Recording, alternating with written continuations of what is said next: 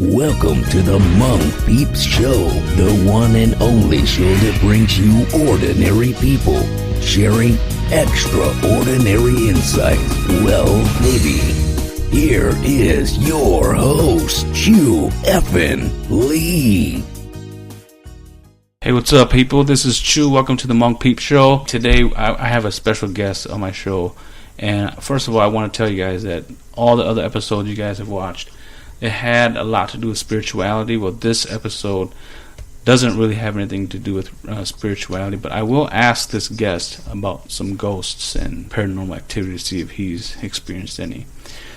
But this guy, I've known him for a long time. His name is Stephen Tao. He is the CEO of Creative Results, and we've known each other since the college days. We had a few, maybe just one class together. But then we also did music back then. I mean, we didn't sing together, but we had our little group, right? And so I think he's going to be able to provide a lot of great content and great information for people who are thinking about buying homes or investing. He's a great guy. Again, CEO of Creative Results. His name is Stephen Tao. Stephen, you say hello to the people. Hello. Well, first I want to take this brief moment just to say thank you, Chu, for considering me as one of your guests on Hmong Peeps. It is an honor. I myself here again, I am Stephen Tao, the CEO, the broker of Creative Results. You may or may have not heard of us. We are an expanding company right now here in the Twin Cities area with a significant amount of very talented new young agents as well as veteran agents as well here. I'm here to have lots of fun with you, as well as hopefully let's keep this entertaining. Yeah. Did you watch the Super Bowl, man? No, actually I missed it. I'm not a fan. You're not a fan of No, I'm not a fan of football, believe it or not. Okay, well. And besides, just Facebook. So, what you got to do is log on, and you'll know who's winning. Well, my team won, and the Patriots. I mean, I'm from Minnesota, of course, and I'm supposed to root for the Vikings, but, man, they suck. So the Pats this year, they did it. I thought they weren't going to do it, but you probably read the results, right, how it happened, and a lot of people got a lot of Seahawk fans were very disappointed, but maybe next year. They're a young team. They'll get it going. All right, Stephen, so this whole real estate thing, and I think I told you a little bit about the show. Sure. It has a lot to do with spirituality. So absolutely. Let me start off with this kind of strange question. Well, it's not strange to me, but it might be strange to you. Okay. Being in this industry for such a long time, have you experienced any homes that were like haunted, or you? I did. Yeah? Believe it or not. Yeah, tell me a little bit about this. This is actually quite recent. Well, of course, just so that everybody knows, I myself personally at first just didn't believe in paranormal to ghost activities, but my wife, on the other hand, she experiences those kind of activities. Anyhow, one day, just a couple months ago, I'll say about a good 6 months ago, I actually went out there and bought a property on the east side of St. Paul. A vacant home, threw in an offer, and my offer was accepted. I was planning to just do a full renovation, rehab it. So one day I was there to do some measurements, vacant home, but I felt, I just felt that there was someone there. There's someone there. And then, every time I turn around, do some measurements, I turn around, I keep sensing that there's a shadow right next to me. Turn to the right. I'm not making up stories, just so you know. Okay. Good. I turn to the right. I turn to the right. There's nothing there. So to me, all right, maybe it's just my own illusion. My own thoughts. So I went downstairs to the basement, did a little measurements, but that feeling of electricity going through your hair. Okay. Yeah, that kind of feeling. So it's during the daytime, so I gently just left the house. But just about a couple days later, there's a neighbor who lived next door. That's a friend of mine, a great friend of mine. That I asked the neighbor if he knows of any situations that occur in the house, and according to him, the individual the homeowner who actually had a heart attack and died in the home less than a year ago, and he wasn't found 2 days later. Damn. 2 days later. So I went across the street just to randomly ask another neighbor as well, and they verified that as well too. So to me, I felt that maybe I may have came across something there. So believe it or not, I backed up the deal. I did not pursue the deal. Okay. So I've always wanted to know about this as far as like real estate goes. Sure. So when people want to buy homes, right? Okay. And they want to know whether the home is haunted. Okay. Are you guys, as agents and brokers, obligated to even mention that kind of stuff? Really? Okay. No. The only thing that we must disclose is if there's a death that was caused by murder. Oh. But any kind of paranormal activities to ghosts or things like that, it doesn't matter. Oh, okay. Even like a natural cause of death, we don't even have to disclose that if we don't want to. But of course, in terms of ethics, especially our culture is very huge on that. So in terms of ethics wise, if we do know, we would disclose it. Mm-hmm. All right. So then, you're not obligated to, but have you ever run into any clients who asked you, say, is this house haunted, or is it safe to live here? Yes, all the time. Would you mind sharing a story of a client that you and that client had this talk about? It's really nothing to major. It's really just simple questions that from experience clients ask here and there, and then just a quick response. So I don't really quite have an actual long story to share with you the way that I was just got to share with mine. Yeah, I've had this experience where some people would ask me to, because I'm very sensitive to spirit. So okay. So before they would buy a house, they would ask me to come with them to walk through the house with them. Oh, really? Yeah, and so there have been a few houses where I've gone into and I've said, you don't want to buy this house because it's just creepy. My wife is exactly like you. Oh yeah, yep, okay, exactly great. Like you. Yes. It's very interesting because I always thought about when people, even for myself, when I'm thinking about investing into a home, and that's a huge investment. Right. So I don't want to buy a house that has a lot of negative energy or that's correct. Ghosts that I have to deal with. Right. And then I hear it on TV where there's family who bought a house, thought it was their dream home, and then there's all these like demons or paranormal activity, and they have to either just let the house go, or if they were lucky enough, they were able to sell that house. Right, that's right. Yeah, so like American Horror Story. Yeah, like that one. I wouldn't want to. And I don't know which is worse, a haunted Hmong house or a haunted American like white house. You know what I mean? I think a ghost is a ghost. Sure. Yeah. So why don't you tell us a little bit about creative results? And before I go into that, I told Rosanna I would give her a shout out because it was because of her that I reconnected with you, because we did an event at your office. So Rosanna, what's up? Go ahead. All right. Yeah. Hey Rosanna, this is Stevie, your broker. Mm-hmm. All right. So just kind of share a little bit about creative results. Of course, the name itself says it all. Creative results. We didn't want it to just be another broker where it's about just taking buyers and go look at houses or sell or just put a house on the market. We wanted to do more activities outside of the listing and buyer, which includes structuring deals that are off the market, doing strategic approaches to the housing market, or let's just say, for instance, we came across a scenario where maybe the buyer couldn't qualify through traditional financing, the structure from a seller financing type of deal. So those are the kind of strategies that we decided to put creative results together. But how it really happened was I did a deal with another agent, and during that period there I was actually representing the seller and the agent was representing the buyer, and we did that deal. It's a very, very tough deal. It ended up pretty nasty at one point, but we put the deal, turned off the deal there completely, and then once the deal was completed, we decided to sit down together. So then what we did was we set aside our differences, and we actually formed the actual team about towards the beginning of 2013, and we studied all the small brokerages, all the big brokerages, and we wanted to figure out exactly how we could be different.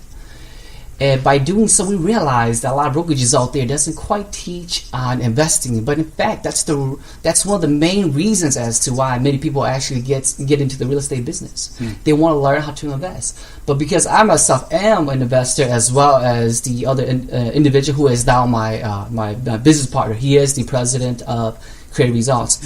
We formed that alliances and put it together. and then we decided to build a system, yet at the same time introduce that system and that model to some of the newer agents, veteran agents, and figure out how we could actually put a brand together, and then Create Results just took off ever since. Okay. When did you guys create Creative Results? Beginning of 2013. Oh, okay. So right, just beginning of 2013. So, no, actually, my sincere apology. Beginning of 2014. Oh, okay. So now we've been in business for about 1 year. Oh, okay. 24 licensed agents. We have a corporate office over at Roseville, Minnesota. There, our office is friendly. It's used for not just real estate alone, but we allow anyone to come out there and use and borrow office as well. As long as it's nonprofits, they just need assistance or help, or if they need to rent it out for baby showers, it's absolutely open as well. Wow, that's cool, man. That's unheard of nowadays. Right. Seriously, dude. Everything's money now. You mentioned you had like 24 agents. Right. And you guys kind of launched early 2014. That's right. How the heck did you do that? Create, have 24 agents within a year. Right. You see, what we did was we first of all, we studied what other agents were getting from other brokerages. And we tried to identify the common denominator that was satisfied. So we put that together to a business plan, and knowing that both myself and my business partner, which is Billy Shaw, and knowing what the missing ingredient was, we just went out there, sat down with the agents, and shared the opportunity with these agents. Some agents were new agents, never been in the business before, but we wanted to show them that the opportunity, as well as the system we have, we could coach somebody from scratch and become extremely successful with the combination of both of our experiences together. Yet at the same time, when we interview other agents, existing agents with current license, we realize that there are also missing ingredients that they don't have. And after sharing what we have for them, we're offering them the opportunity as well. They just came on board as well too. So I guess a lot of the agents wanted to be a part of the growth of Create Results, and that's probably one reason why they decided to come on board with us as well. Okay. All right. So you have 24 agents under you now. Right. Are you able to tell folks watching out there, because I think Sure. a lot of them want to know this? Sure, absolutely. How do you know how to trust a certain agent? Well, I'm sure all the 24 Sure. people we can trust. That's right. Let's say the people that's not with Creative Results. How do you know? What are some of the things that the viewers should know about as far as like finding the right agent? Sure. Well, just like any other business, whether it's self-employed business, smaller business, to big corporate business, you never know who's going to come through. You never know who's going to come through. But what I did was I actually sat down and designed a company policy, and this company policy here highlights what agents can and cannot do. Okay. Now, especially being in this business for quite some time, I myself learned how to really read people. The way they, depending on their response to their movements, to their questions and so on. And so now, soon as I do realize that one of the agents are actually pulling away or doesn't have the trustworthy, which at this point there isn't any. So far, all the agents are quite trustworthy, and let's keep it that way. All right, if you hear me out there, all right. Yeah. And so, but should something occur, that the company policy will take place. But then, when putting the system here together, I do know that you just never know. Yeah, you never know. Some agents may come and be superstars in the business with you. Some may come in and out. But then, at the same time, you just can't have that emotional attachment. And if they go, then you just let them go. If they stick around and grow with you, they just stick around and grow with you. So I'm pretty sure that Creative Results does not only serve the Hmong community. No, right? no. Okay, so you guys serve whoever needs your services. Sure, that's correct. Have you ever come across some Hmong clients, and I've seen this happen where, Sure. and there's probably a real estate term for this or a legal term, but I don't know it at this point, where they come to one of your agents and then, or to you, maybe you've had this happen in the past. You take them around to show houses, Right. and they probably didn't sign anything. Sure. And then when you help them find the house they want, then they go to a relative agent. Right. Does that happen? Have you ever heard about that? It happens all the time. Damn. from my experience, but our system over here, what we have learned to do through experiences, myself and my business partner, is we train all our agents to do a contract with the buyers and the sellers. You know, the moment the client meets them, on the first day, of course, they're not going to put the client in a contract, but then we do train them to give like a full 30 minutes consultation. You know, after maybe take them out to just look at 1 or 2 or 3 houses, kind of test it out a little bit to see if the client or the buyer is a serious buyer. Once that's done, then of course we do ask that an agent do a contract, because it is the contract that will lock down the commitment. Yeah. You know, will lock down the commitment. If the buyer agrees to do the contract, what that's telling us is that the buyer is willing to commit. Whereas if the buyer isn't willing to do a contract, that means that chances are the buyer isn't willing to commit. So we, you know, from experiences, that's what we're seeing, and we train our agents to really put on contract. Now, however, if the buyer doesn't do contract, then we want our agents not to commit either. You know, only do showings when available. If we have internal listings, give it to all the clients that they are contracted with first. Because you know there's no obligation. Right. There's no obligations, nothing, no duties that you owe to the buyer or the seller until the contract is put in place. Okay. I remember an incident that happened to my wife. She was a real estate agent a long time ago. Sure. And it happened where the guy did exactly what I just told you. Okay. He had my wife take her around, and they were related too, which is kind of sad, you know. Right. That happens all the time too. Yeah, and I guess they had my wife take them to go look at a lot of houses, and it was a lot of time spent. Right.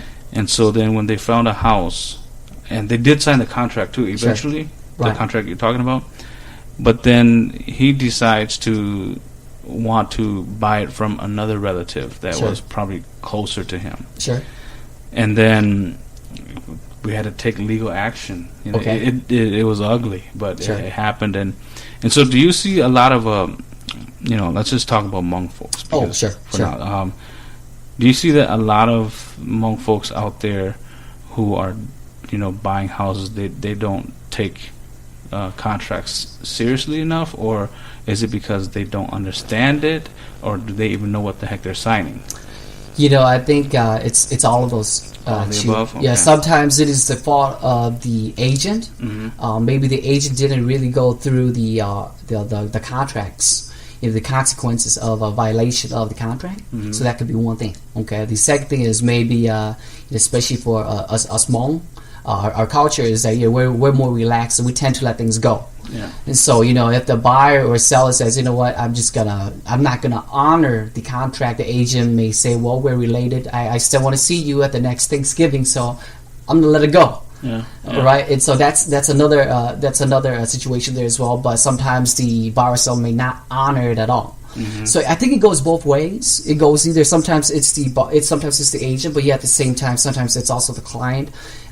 Sometimes it's just the lack of the proper communication as well. But see here, create results. What we have learned to do is avoid all of those by the 30 minutes consultation that it's a requirement for our agents to do with the buyer or seller.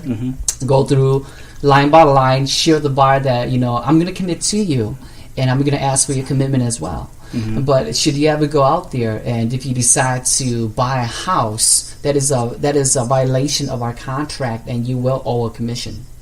Okay, so we try to point that out. I mean, we don't use that to scare the buyers or the seller, but we just want to, you know, put that in place, something in writing at the beginning. So it delays, not delays. I shouldn't say delay. So it avoids all those future violation of the contract now. Okay, that's good to know. What are the pros and cons of buying a house without an agent? Well, first of all, the contracts. That's the one thing. Okay. Most buyers and sellers wouldn't know how to do the contracts. So that's a con. Yeah, I mean that's a con. Yeah, that's a con. Right. Okay. The purchase contract is a 7-page contract, but along with other addendums, it's a total of an additional, 19 to 21 pages.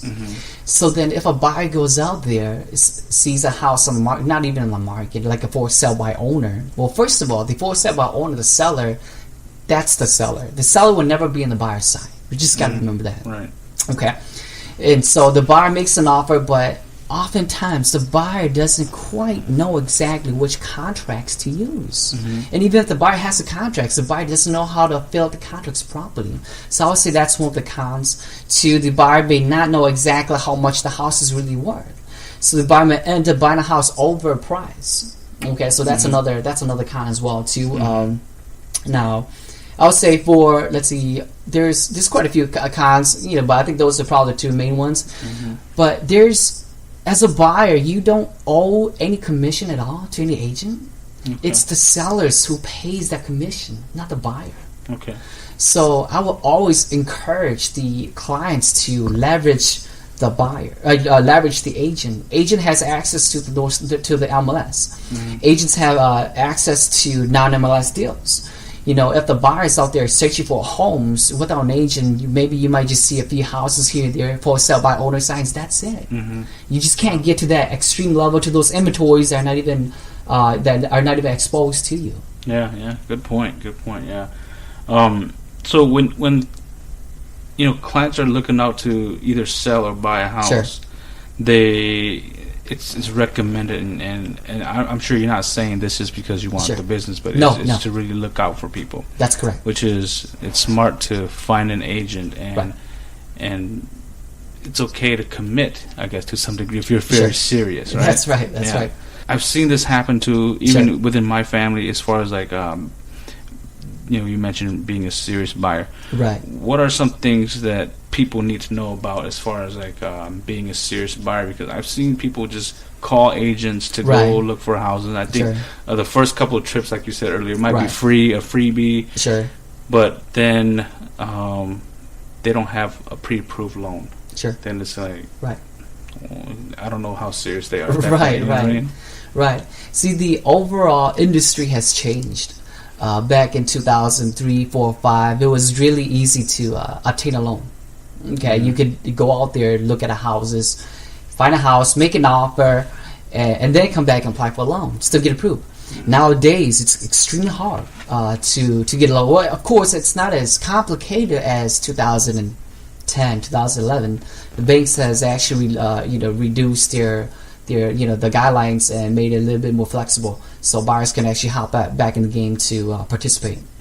But all brokerages to continuing education courses are training agents not to even consider any offers unless there is an approval letter.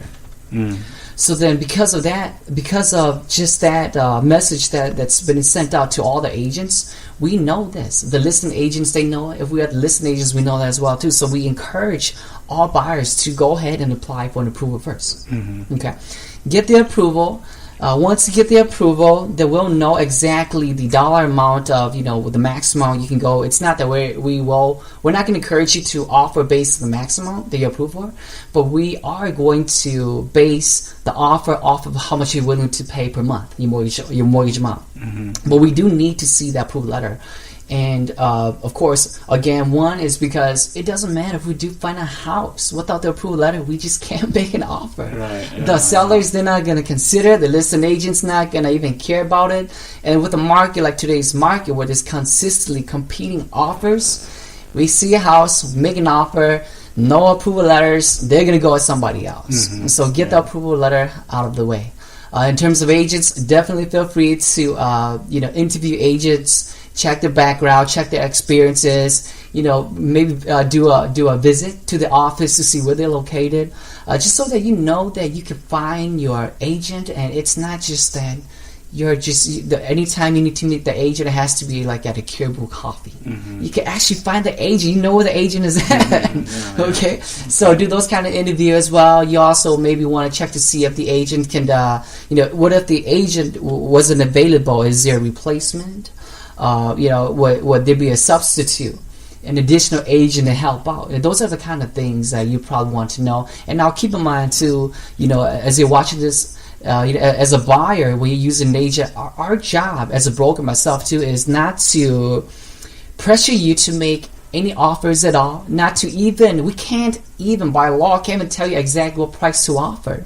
Our job really is just to gather all the data that's necessary, provide you all the information, your current, how much it will cost you if you bought this house, to the market where it's heading towards, can you resell it? And it is your job to make a decision to see how much you would like to make an offer. Got it. All right, so then if somebody went to foreclosure, sure. Has the law changed? Because I think there was a number back then Yes. that was thrown to me, like 7 years or something. Has that changed? It has changed. Okay, so what's the new number now? 3 years. Oh, so if you foreclose on a house, you have up to 3 years. Yes, and then you 3 years. Now, does it make it? I mean, is the buying process a little bit harder just because you have that on your record, or what? Did they just kind of say that was 3 years ago? We're not going to even consider it. Yeah, well, most lenders will just ask for a proof of the date of sale, just to kind of verify that it did happen 3 years ago. And then what they will also ask is just a letter explaining as to what caused the foreclosure, that it wasn't just a buy and bail. Maybe there was some form of financial setback. So they want to see what was the reason for the foreclosure. It doesn't have to be anything too complicated, just a basic letter typed out from the owner or from the buyer. Oh, okay. And that's it. Wow, and yeah, that's it. So they've loosened it up a little bit. Just 3 years is fine. Yeah.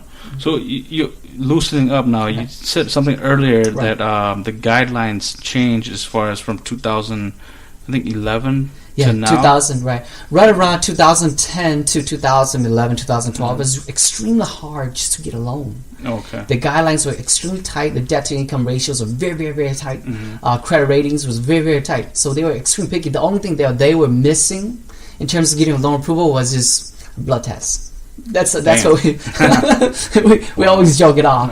But nowadays, you could go back, even if you have a credit score of 580, most likely you could take out a loan again. Just a little bit larger down payment. But the average credit score that most banks are looking for is 3 years. Okay. Oh, and Chu, thanks for bringing up the foreclosure. One thing that I do want to stress out is that a lot of times homeowners that we've helped in the foreclosures or facing foreclosures is that once it gets to the foreclosure stage, what happens is that most homeowners are in a state of mind where they feel that it's the end of the world or there's no other solution, so they end up letting the house go. Okay, and one message that I do want to send out there is if you are by chance behind a few months payments heading towards foreclosures, be open-minded. Okay, be open-minded. There's more solutions out there than you think there are. So how do they be open-minded? Seek help. Okay, there's nonprofits that are willing to offer counseling, foreclosure counseling for free. There's many real estate brokerages such as ourselves here as well too, that we're willing to just provide you a timeline and what you cannot do, like no obligation, just so that the homeowner actually has an idea of what he or she can still do.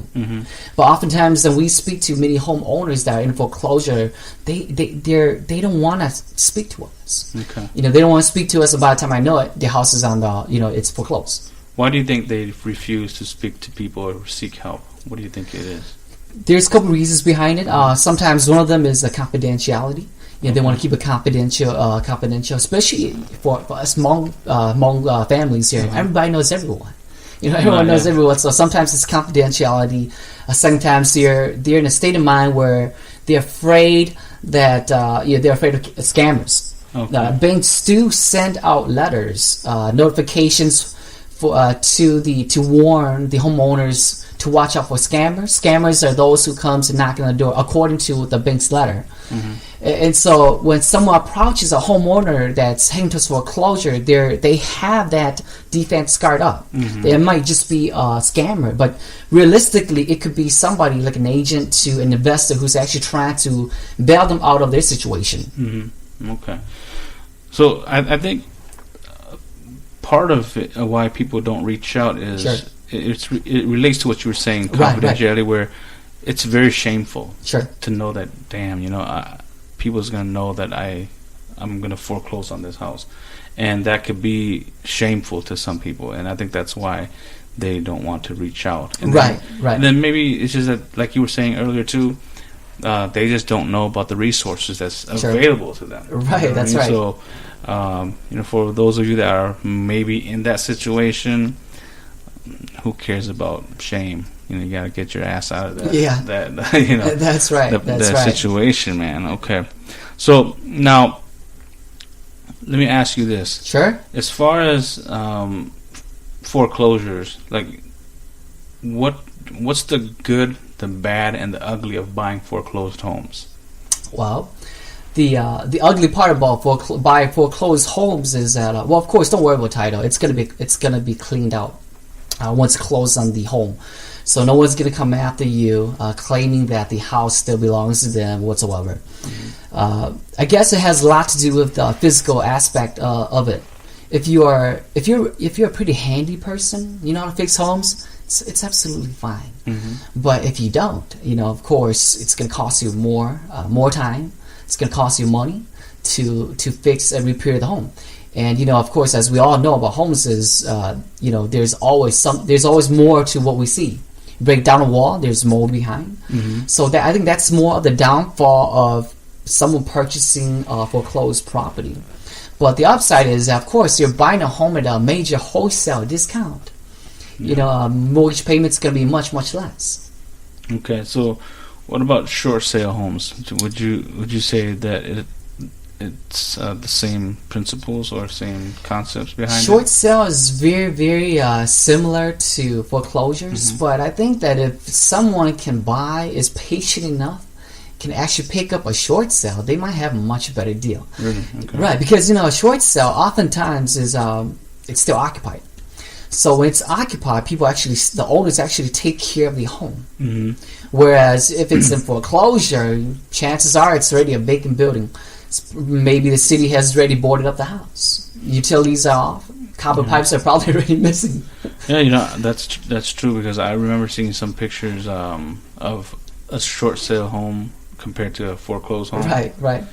Yeah, man, some of those foreclosed homes, like they look like they've been trashed, or like when the tenants move out, or whatever, they move out with a vengeance. Sure. Where they don't care anymore. Punch holes. Yeah, they punch holes. They rip appliances out of the walls, and it's very ugly. But I get what you're saying. As far as like if you are a handy person or handyman or whatever, it might be a hidden gem in there. You know what I mean? Right. That's right. And the foreclosure market is actually, I would say, the best time to really purchase the foreclosure.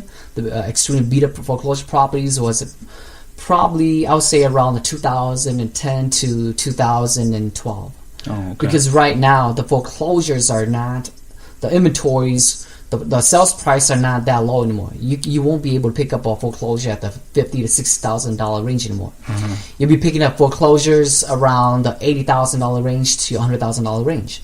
It's going to cost you another $30,000 to fix up the house, mm-hmm. which brings you right back to about $130,000, right? Why go through the trouble of picking up a foreclosure at $100,000? Investing in another additional $30,000 to fix their home, which brings it right back to $130,000, when you can just go directly to a $130,000 deal home, move-in ready, pick it up, just move in. Yeah, true. I can't remember where I read this thing, but sure. Do you remember how, or did you hear about how Detroit, Michigan filed for bankruptcy? Yeah, I did. That was strange.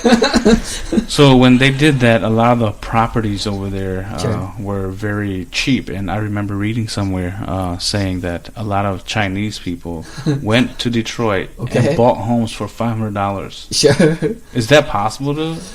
I'm not sure. There was a lot of rumors going on, but that wasn't the market that I was over at. Uh-huh. It's a possibility. Yeah, I mean, if you think about if that was true, man, homes are for $500 because, and these homes are not nice homes though. That's right. They're in like the troubled neighborhoods, and a lot of investors went in and purchased these homes for like $500 to $1,000. So sure. I'm imagining that if they were big time investors, they probably picked up hundreds of these properties, and hopefully it turns out well. I want to ask you about investment properties. All right, go ahead. tell me a little bit about Sure. what are potential good investment properties versus the other kind, which is Right. Well, when it comes to investing, what we are all very familiar with is go to the bank, take out financing, and buy a house on the MLS, $40,000, $50,000. Invest an additional $20,000, $30,000 to fix the house, and then so to bring it back up to move it ready condition, right? Rent it out or just resell it. That's the typical mentality, or the typical what we're familiar with when it comes to investing. But realistically, aside from investing, there's more. Once you become very, very sophisticated with investing, there's ways to buy properties zero down with or without credit. There's ways to buy properties that are not even exposed on the MLS. There are ways to, and we call some of these deals we call a wholesale. You buy without your money. Sometimes you don't even hold title on it. Still be able to turn around. To maybe doing rent to owns, to contract for deeds, to seller financing, where you structure your own seller financing type of deals. And I would say this is more on the creative side of investing. And because even if you go the traditional approach, the most that most traditional banks will allow you to do is hold no more than 4 properties. So if you hold no more than 4 properties for rental, how do you maximize that investment potential, right? Or how do you maximize the cash flow? There's absolutely no way to do so unless you get to the creative side. Start doing seller financing deals, start doing rent to own, start doing contract for deeds, and start structuring those completely different types of real estate investing. So when you say creative, right. One thing that comes to mind to me is you're doing it in a way where you still comply. Really, you still complying. Right, that's right. And you're not breaking any laws. No laws, right. Okay, good. So, make sure you guys understand that point. Okay, being creative doesn't mean you break laws. Or stuff. It just means that you don't have to go through traditional lending. Yeah. That's just what it means. Okay, so these TV shows that I see flipping properties, man, right. Those late night infomercials, right? Yeah, is that like legit or? It's legit. Okay. It's legit. All right, because I watch some of these shows and they buy the properties that's like you mentioned, where it's $30,000 to $40,000, and of course there's a lot of renovation that goes into it, and then once they sell, I mean they're banking like $60,000 to $70,000 profit. Right. That's right. How do you keep that rolling? It's a good question. First of all, these shows, they are legit. Just that, of course, when you get into the real estate investing business, it's not as easy as what you see on TV. Yeah, because I'm sure they don't show the behind the scenes. No, they won't. No, they don't. Yeah. And it's not that quick either. Yeah, it still requires some investing into yourself to really understand the trade tricks and strategies, the psychology around it, being able to do hands-on, get a little bit of experience first before you really actually get to reap the rewards. Sometimes you even need a coach, someone to kind of mentor you. You're gonna watching, 1 or 2 of the videos, and then get out in the field doing it on your own is almost like watching a YouTube video on a doctor doing surgery, and then you want to get out there and start performing surgery. Yeah. So you still want to get out on the field. Sometimes even maybe find a coach, someone to kind of who's been there, who can take you from A to Z, and then that will work. I myself, I do a lot of creative deals. My partner himself, he does a lot of creative deals, so we know that works. But yet, before we even got to that level, bruise, burns, we've been through it all too. Yeah. Lost a lot of money. Just that consistency that can allow us to continue to learn from our own mistakes and structure those deals properly. But I think investment is there's risks involved. Yes, there's always risk. It's not always a guarantee that it's gonna pan out the way you want it. The first time around, because like you said, you got to experience the bruises, the bumps, the sweat, the blood, and the tears to just say, man, I won't do that again. I'll do it differently. That's what I mean? So if I buy a house, like a side by side, okay, do I need to live there? Depends on the type of loan that you're getting. Oh, okay. So it depends on the loan. So some loans have restrictions. Okay. So they'll force you to be there for at least a minimum of 1 year. Okay. Or sometimes it's not even a loan. Sometimes it's who the seller is. It could be what they call HUD-owned property, which is a government-owned property. Where, if you make an offer to purchase the home, they require you to be owner-occupant for at least a whole year. Okay. That's good to know. Now, I do that for a year. Sure. And then I get out of that house. So I want to repeat that process. Sure. Is that doable? Because you mentioned something earlier about it's there's doable. Some loans or banks will only allow you to do 4 deals. Traditional lenders, most traditional lenders, there are lenders out there that would be willing to do more. Okay. But majority, I would say about 80-90% of the traditional banks will only allow no more than 4 properties, unless you pay one off. It's free and clear. Oh, then you can move on to the next property. But see, that's the traditional way of investing in real estate. A few years ago, it worked. It was a very, very good strategy because you could buy this property here and then move on to the next property, zero down. But now you buy this property, the next property you're buying is 20 to 25% down. Okay, and so now if you pump 20 to 25% to the second one, what about the third one? Right. What about the fourth one? And so, there's only very limited investors who actually has the capital to put down on 4 to 5 to 6 properties. But sophisticated investors, they don't ever want their money to be trapped in properties. So to them, putting 20 or 25% down, it's a losing strategy. Okay. So that's where creativity comes. That's where creativity comes. I see. Yeah, man, because I thought about that, saying it sounds easy, right? And the formula says it's gonna work, but then there's those, right, behind the scenes stuff where the correct. Details where a lot of people miss out on it, and then, right.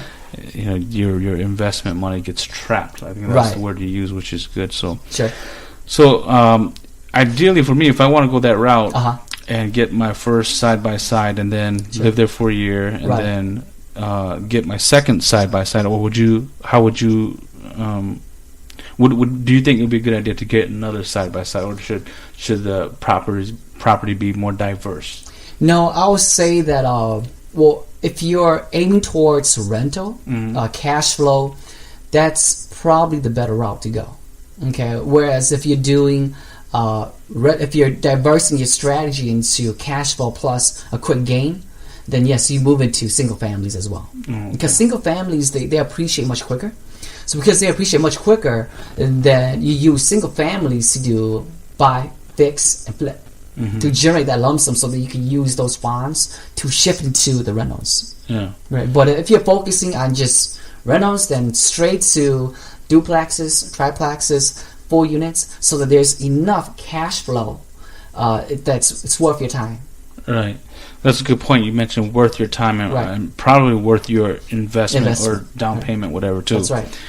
Because when I watch these shows, it's always like I'm always wondering, okay, he just sold a house. Because when I think about up to 4 property thing, sure. He just bought a property, flipped it, sold it. Now he's buying another one. He's doing the same thing. Right. And of course, the show is like a season long, which might have like 10 episodes. So I'm thinking, how did you do more than 10 properties or more than 4 properties within like a short amount of time? Right. Does every state have a different way of allowing people to own more properties, or is that a national thing? It's a national thing, but the investors, they get very, very creative. Okay.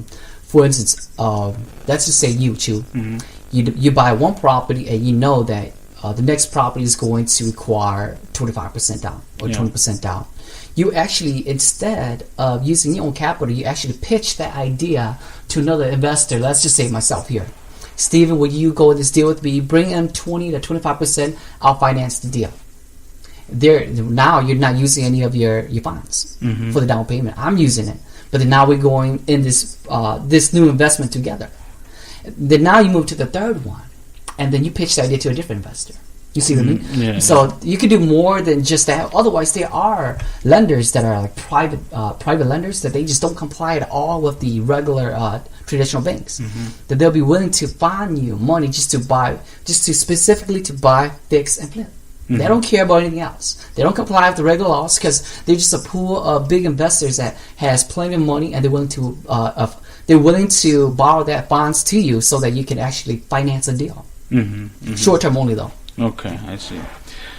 What about commercial properties? What should people look for if they're thinking about getting commercial property? Now, what comes to mind is when I think about the Hmong flea market that we have around. Sure, right. It's a big building, right? That's right. But the owner sectioned it off Sure. into like little booths. Right, and that was a brilliant idea. Yeah, I think that's brilliant. Now, That's right. how do you get past the regulations of doing that? Are there any regulations out there? There is. Yeah. For commercials, I think the most important thing about commercials is what you want to do when you invest into commercials is the usage. And, for instance, you want to do adult daycare, and so you plan to go out there and buy a commercial building for that specific use. But if you don't do your due diligence, you don't check the city, you don't check with the zone codes, and you buy the building, they don't allow you to do that kind of business, you're done. You gotta either right. So you want to take care. Yeah, you gotta either let go of that property, or figure what's right, or maybe come up with a brand new business idea that building is zoned for. Yeah. Wow. Okay. So then, commercial buildings now. Right. It's interesting you mentioned depending on the zoning, and Sure. I guess at one point I remember they used the word ordinances. Right? Ordinance. Yep. Yeah. So, if they're gonna buy a building that's like a warehouse, like a Hmong flea market, Sure. is that a better deal? I mean, a better investment property, or should they buy something more like a strip mall type thing? I guess it kind of depends on their business plan. Right. Because most investors, when they purchase a commercial building, it has its two components. The first component is of course the real estate portion itself. Second component is the type of business they plan to put in there. Okay. So if the investor plans to start, in this example, a Hmong mall, right, then maybe a strip mall might be a better approach. Okay. But according to what we witnessed for the Hmong village, that wasn't quite the business plan. It is more of just dividing those to a small office space and create some form of building a small business for a smaller business. So it kind of I'm gonna have to say that it has to do more with the actual business plan. Okay. Yeah, I think the way they laid out the Hmong village was pretty smart, but Right. I thought about how is this legal? Because when you think about the surrounding areas Sure. of that property, Right. there's nothing else like it out there. That's right. So Right. I'm thinking either somebody got bought off or bribed or something to allow this to happen, and I'm not making accusations here. Okay, I'm just thinking out loud. Right. So Hmong village owner, do not be mad at me. One thing too, I haven't really, I actually didn't pay too close attention to when they formed it, but from experiences and from my knowledge, chances are, or what most investors would do is, they will actually go to the city, and propose this to the city, propose a plan to the city. And if they had to, like for Hmong village, for instance, if they had to, I'm not saying they did or they not, go to the neighbors, around the neighbors, send them, share with the neighbors about the plan, get approval. Oh, I see. Right. I see. That's kind of like where I live, where my parents are wanting to raise chicken. And Right. quails, right. So they had to go Around the neighbors, to make sure that ask for permission. permissions, approval. Right. Yeah. Okay. I get it. All right. So, is this a good time to buy or sell? Selling. Definitely selling. Okay. Reason being why I say it's a great time to sell is there's lack of inventories. Okay. Not much inventories. Interest rates are low. So when interest rates are low, it's motivating many buyers to buy houses. And when there's lots of buyers like currently right now, they're pushing the market up. So as an investor or just a homeowner who actually owns a home, it is the best time to, if you plan to liquidate your home, this is the best time. You will consistently get multiple offers where it allows you to play games with buyers to max up the dollar amount. Whereas compared to 2010, 2011, now there was lots of panic in the market, but that was actually the time to really, really buy. Okay. Do you think we're going to have another market crash like that? According to real estate cycles, history, every 10 to 15 years, there's a crash. Okay. So what year was the most recent crash? 2008. 2008. Yeah. It actually started halfway from 2006. Oh, okay. And then the major tank was actually in 2008. We bought this house in 2005, and that was right before the crash. Sure. So the house across the street was in its middle stages of being completely finished with construction. Okay. And we asked we did a little research about the value of the house, and at that time it was $500,000. Okay, across the street, and the house wasn't even built yet. I mean, it was still almost finished. But okay. So then when the market crashed, right, that house over there, the value went from $500,000 to I saw it go down 400,000. 300,000. Okay. Yep. And then I think the neighbors that actually bought it, they got it for like just a little bit under $300,000. Wow. Yeah, so it's a major discount. Hell yeah. Major yeah, discount. So I think it's about timing, you know what I mean? Right. They got a good deal. I don't know what the value of the house is now, but just thinking about, it was $500,000 at one point. Sure. And if it was still that today, man, they would definitely, if they sold it, that's a lot of profit. Oh yes, oh yes. See, a lot of people they purchase their homes back in 2008, 9, and 10, specifically to hold it so that when the market comes up, they can sell it. Right. The market is up. Yeah. Now, we don't know if it's going to go any higher or if this is already the max. Yeah. But according to some graphs and using history, this where we are pretty much at where we were before. Unless there's some form of changes in regulations that will really, really, really pump up the market, I almost feel that the market won't go any higher than it already is. If it does, maybe just a slight bit more. All right, well, I'm waiting for 2000. You said every 15 years? I'm going to hold you to that. 2023, right around there. Okay. Right. I think we all are now. So everybody learned. Yeah, that was crazy, man, when I saw how the market went down. And right. But see, the interesting was the market went down. A lot of people were going to foreclosure. Right. And I think that's when you were mentioning earlier, people who had the money to buy it. Right, that's right. Right now, they're probably banking. Oh, yes, definitely. Yeah, right. So save up your money for 2023. That's right. Right. I'll remind you guys. Okay? Yeah, all right. All right, Steven, so we're almost done, man. Sure. It's been like an hour. It went by fast, right? Nice. So why don't you give a quick, what do you want people to take away from this episode as far as real estate goes? I guess in terms of real estate, thanks a lot, Chu, for having me here. No problem. And thanks everybody for watching.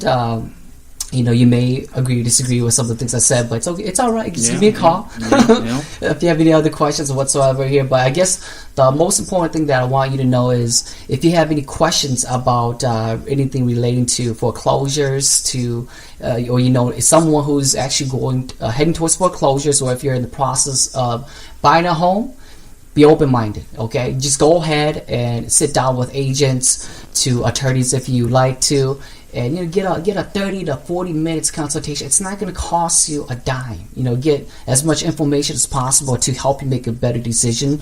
Even though you are a homeowner or a buyer or a seller, you are the actual investor.